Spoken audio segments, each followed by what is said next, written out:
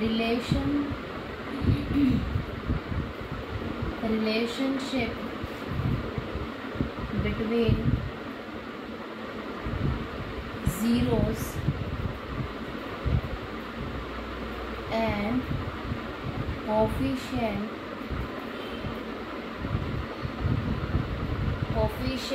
of polynomial,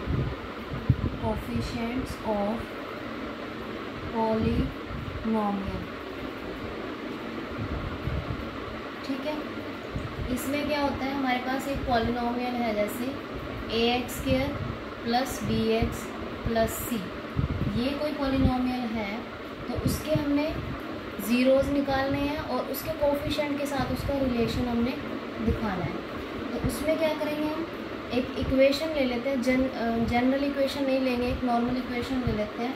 suppose हमने equation ले ली है px = 2x² minus 8x plus 6। सबसे पहले हम क्या फाइंड करेंगे, इसकी ज़ीरोज़ फाइंड करेंगे। ठीक है, हमने 9th क्लास में पढ़ा है कि ज़ीरोज़ कैसे करते हैं, इसको x को स्प्लिट करके निकाल सकते हैं हम। कैसे, 2x² माइनस 6 2 = 12, ऐसे दो फैक्टर निकालने हमने जिनकी मल्टीप्लिकेशन क्या हो 12 हो और जिनका सम या सब्ट्रैक्शन क्या हो 8 हो। तो 6 2 = 12, 6 और 2 12, तो इसको तोड़ सकते हैं। -6 minus 2x plus 6, 2x common, x minus 3 minus 2 common, x minus 3, x minus 3 common, 2x minus 2। तो हमारे पास x minus 3 = 0 and 2x minus 2 = 0। यहाँ से हमारे पास x की वैल्यू 3 आई है और यहाँ से x की वैल्यू 1 आ गई, यानी कि हमारे पास 2 ज़ीरोज़ आ गई हैं। अब हम करेंगे sum of zeros. Sum of zeros क्या हुआ, 3 + 1 4। ठीक है, अब इसका रिलेशन कैसे दिखाएंगे हम, 4 कैसे है, इसको हम लिख सकते हैं -b/a मीन्स -b, b क्या है -8 और एक माइनस ये है तो +8 अपॉन a कितना है हमारा 2। इसके साथ कंपेयर करेंगे, a कितना है 2, इट इज़ 2, तो 2 2 = 4। तो ये क्या बना, -b क्या था हमारा, coefficient of x upon coefficient of x² और नेगेटिव। ठीक है, ये रिलेशन हुआ, ये यहाँ से आया। ऐसे ही product of zeros, product of zero यानी कि इन दोनों की प्रोडक्ट, 3 × 1, 3 1 = 3।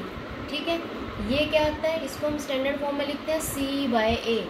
c मतलब coefficient of constant term, constant upon coefficient of x²। आप करके भी देख सकते हो, कांस्टेंट टर्म कौन सी है 6 और x² का कोफिशिएंट क्या है 2, तो ये भी क्या है 3। यानी कि मल्टीप्लिकेशन करो या c/a लिखो तो दोनों में सेम आ रहा है। तो this is the relationship between coefficient of polynomial and it's zeros. ठीक है, इन जनरल हम एक फॉर्मूला बना सकते हैं कि alpha plus beta is equal to -b/a and alpha into beta is c/a। ये एक फॉर्मूला जो हम हमेशा याद रखेंगे। ठीक है, कोई भी इक्वेशन दी होगी, b क्या होता है कोफिशिएंट ऑफ x, a क्या होता है कोफिशिएंट ऑफ x² और c क्या होता है कांस्टेंट टर्म। ये आपके पास क्वाड्रेटिक इक्वेशन में ज़ीरोज़ और कोफिशिएंट ऑफ पॉलिनोमियल हमने उनके बीच में रिलेशन बता दिया है। ठीक है, अब इसी बेस पे हम सारे क्वेश्चन सॉल्व कर सकते हैं। अब हम पढ़ेंगे division algorithm, division algorithm for polynomial.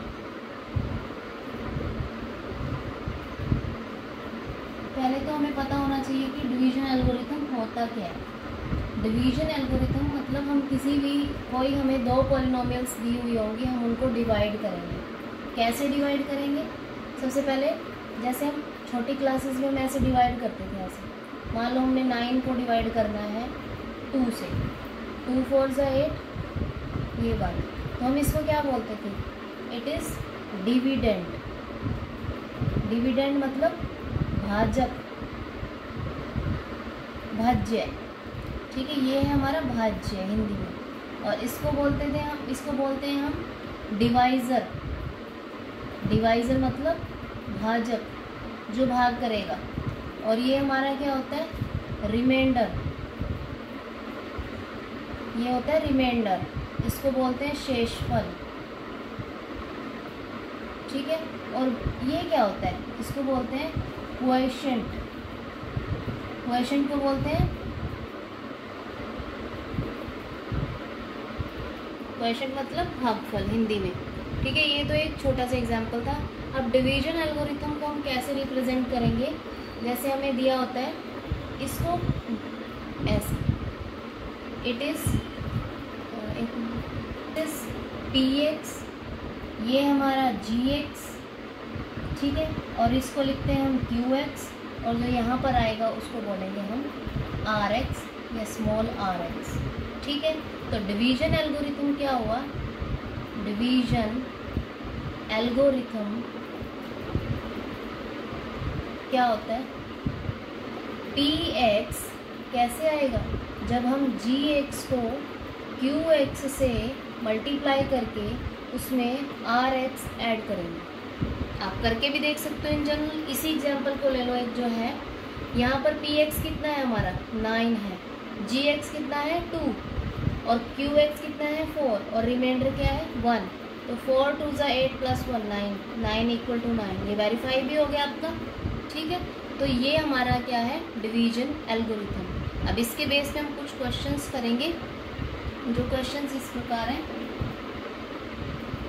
Example करते हैं, जैसे divide 2x² + 3x + 1 by x + 2।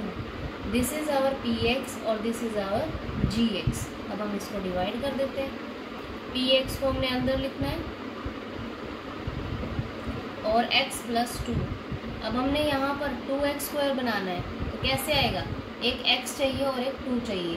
तो मतलब x + 2 को हमने किससे मल्टीप्लाई किया, 2 से, 2x से, 2x² + 2 2 ज़ा 4x। तो यहाँ पर क्या आएगा, 2x² + 4x। कितने पे लिया हमने, 2x पे गया ये। अब जब भी हम सब्ट्रैक्शन करेंगे तो जो साइन होते हैं वो चेंज हो जाते हैं, negative negative, this is cancel out. -4x + 3x, तो कितने बचे, -x + 1। अब यहाँ पर भी x है और यहाँ पर भी x है, तो ये 1 पे ही चला जाएगा हमारा। कितने पे जाएगा, हमें माइनस चाहिए, सिर्फ -1 पे जाएगा। तो x + 2 को हमने -1 से मल्टीप्लाई करेंगे तो क्या आएगा, -x - 2।